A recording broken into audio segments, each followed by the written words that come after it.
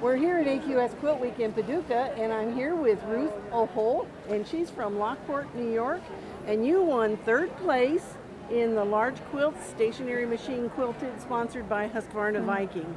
Congratulations. Thank you. Thank All right, you. now I know you've won here before, but what ribbon is this? This is my second ribbon, and this is a third place ribbon. Okay, all right. Well, congratulations, because the competition was really stiff.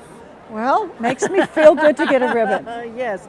Well, you have a beautiful quilt, so let's talk about the inspiration for making the quilt in the first place. The inspiration for making the quilt was really the border. I had used the border fabric on one quilt before and didn't like it and took it off, and I saved it for years. And then a couple of years ago, I made a quilt and I thought this was the perfect border, and I did the applique, and when the applique was all done, I decided the scale of the applique was not correct for the body of the quilt. And so I never sewed it on, but I saved it.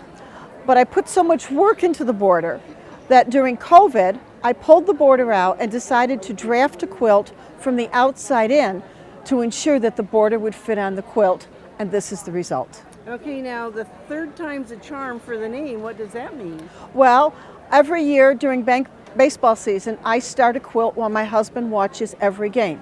Okay, so this is the third quilt in the series that I do, and it's the third time I used the border, and this time it worked, and so I named it third time. And you won third place. And I won third place. So it was meant to be. It was meant to be. Yes. Well, so let's talk about the techniques you used in here, because you did fusible. I did some fusible applique. The bias is not fused. The bias is all silk. I've got some hand embroidery going on. Circles, yeah, hand embroidery going on. Circles are just easier to do by hand than machine. Yes. So all of the circles were appliqued by hand. Well, and you did something special with this little plaid fabric that you have in here. That is actually a plaid fabric, and I have studied so much of what the Japanese do, and they do a lot of fussy cutting.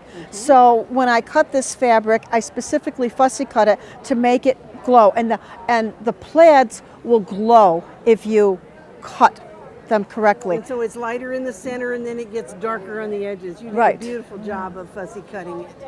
And okay, then you quilted it. Then I quilted it. I hand drew all the quilting designs, transferred them all with a light box, and then I kind of go at it with the machine. There's some trapunto on this quilt. It's machine trapunto. This area is all stuffed, as is this border. Okay? And obviously I wanted the background to recede, so the background is not stuffed. Well, it's a beautiful quilt, and congratulations. And this here, this is a new technique that I came up with, and it's a trim that I made, and then I appliqued it to the quilt after the fact, because the quilting will tend to distort your straight lines on a quilt. Yes. And so I put them on afterwards so that I could get them straight. Oh, smart move.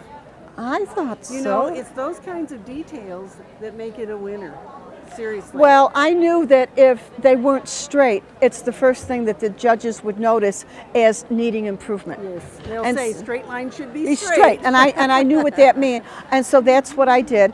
And then when I did this quilt, I have a daughter who doesn't. Well, this one she will probably like because it's applique, but she doesn't like patchwork. So I pay particular attention to the back of my quilts, thinking that if she ever uses them, a lot of them would be used upside down. So this quilt has a seamless backing on it of black sateen, and I think it's a little dramatic. It's a whole cloth on one side, it's a decorated quilt on the other side. I do a two-color binding technique. The binding on the back is black, the binding on the front is brown. So each side is a perfect match for the quilt. Yes. Wow, that's beautiful. And you did a very narrow piping in the binding.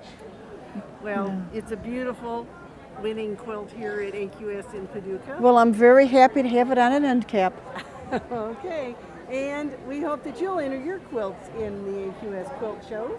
Go to AmericanQuilter.com, and you can do all of the entry online. Better yet, come see us at the show. They don't want to miss the quilts in person, do they? You know, photos never do them justice. That's right. See you at a show soon.